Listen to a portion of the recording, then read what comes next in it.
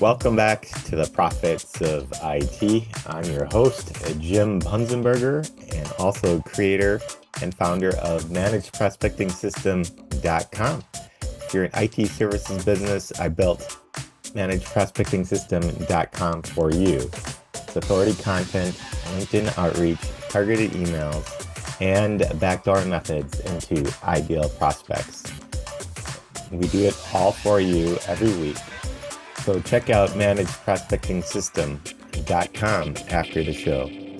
I'm excited to have Michael with me today. He is CTO of Cause of a Kind, a digital agency that builds software products. Michael, say hi to the show and tell us more about you and what Cause of a Kind does. Yeah. So it's great to be here, Jim. As you said, I run a digital agency called Cause of a Kind. A big portion of that, I'd say personally, is my fractional CTO service. So we started off originally attempting to build SaaS products for ourselves, and then gradually found ourselves in the services business, in building apps for other people. And we've done that quite successfully now for almost 10 years. And for myself, the latest thing has been the fractional CTO service. It seems like a lot of people are attempting to build their own software first and find themselves quickly in hot water, or they've hired another agency and it's gone south. And that's where they seek a fractional CTO like myself to come in and help them re-navigate or reorient the build and or take over the build with my team. Cool. Got it. So let's jump right into it, Mike. And I love to ask guests about what I call a truth bomb, something that people in the industry would scratch their head at. And so tell me, what's the biggest misconception people have about building software products? I think the biggest one is the if you build it, they will come kind of thing. Sometimes you get quite upset because you could be quite a good engineer, you could do all the right things, you could even build in public, but at the end of the day, getting people to use your product and pay money for it is very, very difficult and something everybody seems to forget. So I get people a lot of times with these really great ideas. Um, they're super psyched on it. They're like, I'm going to be the first to the market, which is its own misconception. And then they end up building the thing and wondering why it didn't work, why it didn't make any money. And they don't realize that 90% of the work is getting people to use the platform. Yes, I understand that part of it. Uh, so let me ask you another question here. What do people in the software world overcomplicate that's actually simple? Oh man, I think one of the things that perhaps engineers overcomplicate is I tell people there's been great technology built with every paradigm out there. For example, there are people out there who say, "Hey, I only like functional programming and I must have sound type systems in my programming language, or everything you build is crap." And I like to remind people that there's a ton of software out there running in COBOL that powers really, really important systems all over the world. And it took me a long time to come around to this myself because I was always very into that kind of thought process, that there was this best way or this higher way to build software. And the functional people say object oriented programming stinks, and the object oriented people are like, oh well, functional programming is not, you can't build, it's too mathy at the end of the day. And then there's procedural programmers building stuff that way, right? And in the end, we follow a lot of ceremonies. We develop all of these beliefs, but we forget that ultimately it's what the end user feels that gets people to use the product. And the code underneath can be good and written in a paradigm that doesn't make sense. They're great programs with dynamic programming languages that are super solid and have been running for years. There are also amazing things written in functional programming languages, and there are amazing things built in low level languages. So I try to remember that a lot of software engineers spend a lot of time thinking about frameworks and tools and the stack they're going to use, and ultimately pick one, run with it, learn it really well. But I would say you don't necessarily need to be stuck in those beliefs. Got it. So let me ask you about superpower now. Uh, what would you say is a unique strength that you have that most people in, as a CTO or in the software, uh, in software roles don't have? I think the thing that's made me most successful over the years is actually being very cross-functional. So having a background or at least an interest in design and UX design. And at one time I even wanted to pursue that as a career over the engineering side. So I ended up getting very good at both, and then learning to have a product sense as well. Through running this agency and working with founders, I had to become almost a product manager and a product engineer, really, to help ensure my client's success. Ultimately, the most beautiful code in the world doesn't change the fact that if my customer doesn't make money with their product or build the right product for the right person at the right time, I still have to go find a new customer.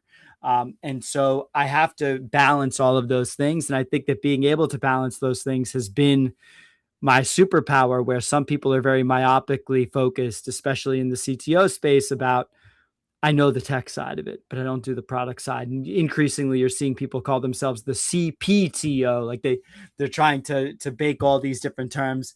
I still just use the term CTO. You can come be on my podcast, get to know me if you want to learn more about what it's like to work with me. But I think having that cross functional skill set has always been the superpower for me. Got it. So, I also like to ask about, things that you've learned over your career. And so tell me, what's a mistake that you made uh, early in your career that you might be still paying for now? Yeah, I mean, I would say that maybe it wasn't early in my career, but at least in starting this business, when we went full time, we took an SBA loan to ensure that we had enough cash in the bank in case, there were dry spells and things of that nature. In reality, I think that was a mistake because it allowed us to not be very smart with our money.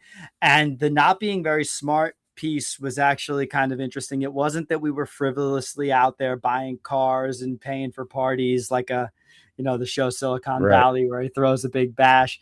Honestly, the biggest mistake was it allowed us to avoid laying off employees for too long. So we had projects close, ending at the end of our first year, kind of after we left our jobs. And we didn't have projects that were ready for those teams right directly behind them. Uh-huh. And we thought, oh, well, we're only a few months away. We'll keep everybody on board. We'll keep everybody moving. Maybe we'll even give work away for free to customers who had stopped paying us because we wanted to keep them moving. These were all the wrong choices. Unfortunately, if we didn't have that money, we would have had to have made the smart choice right when the project ended. We would have had to have been tougher with our clients. We would have had to have been tougher with the staff that was on those projects. Um, and it wasn't like it was a surprise to them, right? When a project is over, Right. hey, it's 6 months, we launch, that's the life of an agency contractor, or so. And we had a lot of W-2 staff at the time because we thought we were just going to keep growing and there would never be any contraction points. And so what we learned was the curve is a lot more like this, upward. And you have a bunch of projects and you lose a few projects, and you get a bunch of projects and you lose a few. And unfortunately, you don't get to just count on this hockey stick upward. You don't get to Hmm. raise the VC money because we have to pay that money back. So we burned through that cash.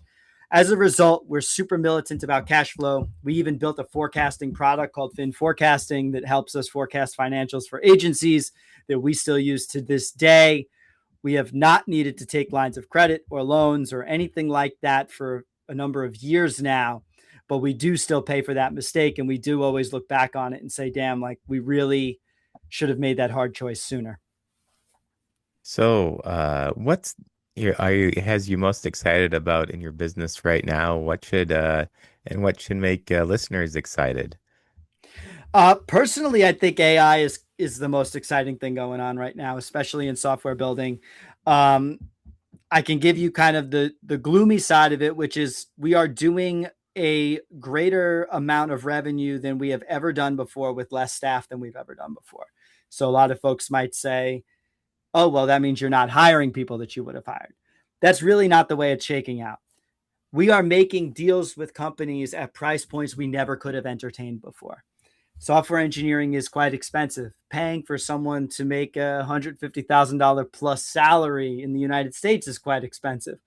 We are taking projects on with a much smaller staff to level out those kind of, like we talked about, those ups and downs. Those valleys are getting less steep because we're able to take on projects at price points we were never able to hit before, with a high quality engineer that understands your business, which was always, you always had to go overseas for this type of thing in the past. And ask anyone who's gone overseas, you're paying $5 an hour, you somehow end up spending 150 grand at the end of the year for a giant team to burn a ton of time. Yep. Well, we're over here offering 14-day app builds, or we can actually sit here and fix your vibe coded app in 14 days. So if you vibe coded something and are stuck, we are guaranteeing that 14-day turnaround time because Wow. we know we can hit it with a really experienced engineer. So what we're able to do with a smaller team is incredible. But I would like people to focus on this idea that this is for projects that we never would have even been able to take the phone call before and would have never even been a consideration before, because we're able to hit price points and deadlines that were never able to be hit before. So I think that this is ultimately going to increase the amount of software being built.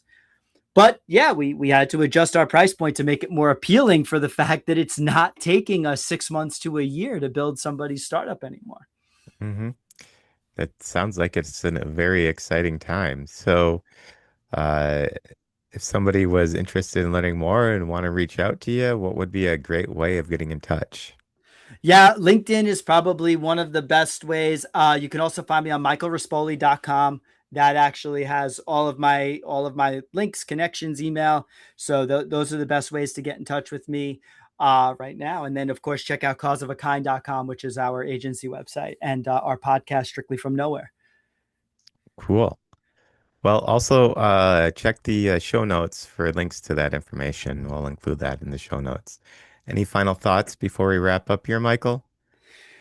Yeah, I think, my final thought is it is still useful to learn technology, IT, software, all of the good stuff. This new AI makes it way easier to learn. It makes you way more powerful. And I think that we're on the cusp of what's going to be a pretty big boom in the industry, the same way that digital photography both made everybody a photographer, but opened up opportunities for more people to be photographers that were not available before. So I think that it's still a great field to get into, despite what you've maybe seen. We need to update our education systems and how we're teaching people around this, but I think it's a really exciting time. I think it's an exciting time also.